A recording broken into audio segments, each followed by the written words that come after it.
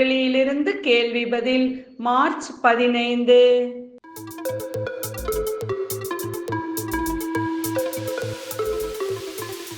கீதையின் உண்மையான சாரம் எது?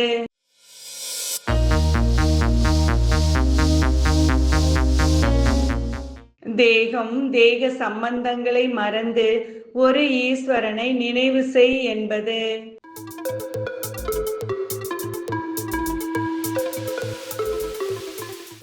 தெய்வீக ராஜ்யத்தின் உயர்வு, அசுர ராஜ்யத்தின் வீழ்ச்சி.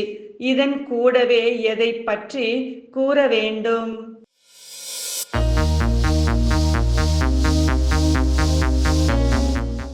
உலக அழிவை பற்றி கூற வேண்டும்.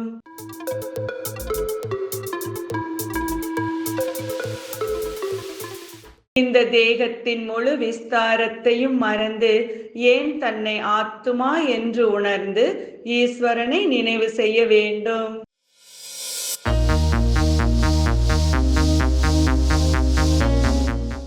ஆத்மா சரீரத்திலிருந்து சென்று விடுகிறது என்றால் அனைத்து சம்பந்தங்களையும் மறந்து விடுகிறது.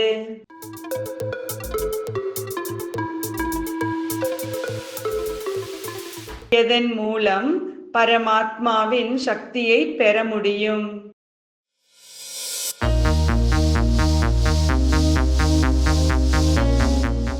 அமைதியாக இருப்பதின் மூலம்.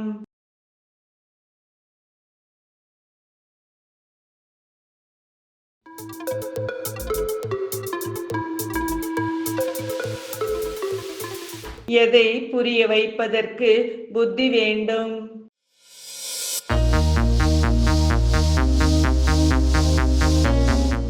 பகவானிடம் இருந்து கீதை கேட்பதால் மனிதனில் இருந்து தேவதையாக ஆகி உயர்ந்த பதவி அடைய முடியும் என்பதை.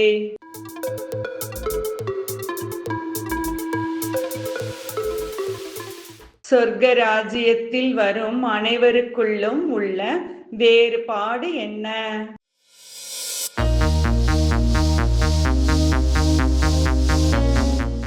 பதவியின் வேறுபாடு.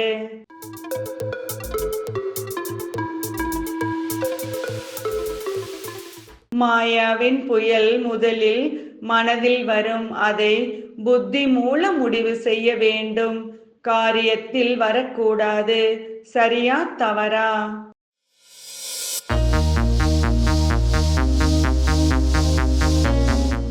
சரி.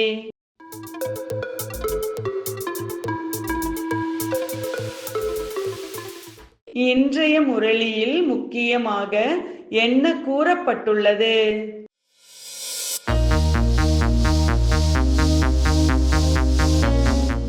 பரிஸ்தா மேக்கப் ஜொலிப்பை தரும்.